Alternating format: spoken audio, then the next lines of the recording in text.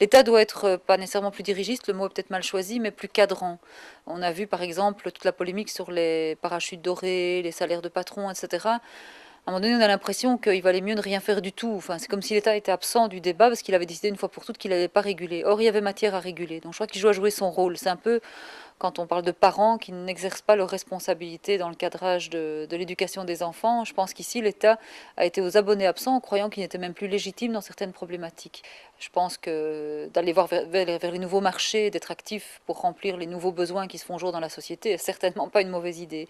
Donc dans ce cadre-là, et l'économie verte, ou les besoins en vert, en développement vert et les besoins aussi en accompagnement des personnes âgées, choses pour lesquelles les gens sont maintenant prêts à dépenser vraiment de l'argent. Ça paraissait un peu gadget il y a quelques années, mais ceux qui ont investi là-dedans au bon moment, en se mettant en situation d'offrir une offre intéressante et technologiquement au point, maintenant on récolte les dividendes. Donc je pense que là, il y a encore tout un univers qui s'offre et à l'imagination des gens. C'est clair qu'il y a plus d'avenir là-dedans que dans l'industrie manufacturière classique. Je pense que l'industrie des services est certainement très porteuse, surtout par rapport à la nature du know-how que les Belges peuvent avoir, mais aussi l'industrie technologique de pointe, qui est aussi un peu une forme d'industrie manufacturière à une échelle peut-être de production moins intensive, mais qui offre des perspectives importantes, là où les Belges ont un véritable know-how. Parier sur du belge ou sur de l'international, je pense que le choix n'est pas du tout binaire, c'est pas l'un ou l'autre.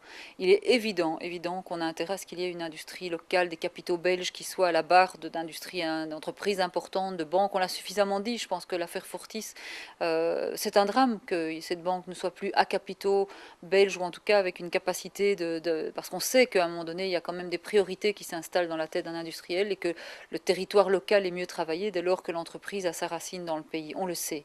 On sait aussi que c'est une forme d'illusion de penser que tout va toujours rester national dès lors qu'on est dans un jeu où les entreprises se rachètent, où il y a des effets d'échelle qui sont indispensables. Et donc je pense qu'il faut miser sur les deux. Les capitaux étrangers, évidemment, il faut aussi les attirer, mais pour éviter une fragilisation trop grande de nos tissus industriels, une trop grande dépendance des aléas de l'extérieur, il faut vraiment encourager le capital belge.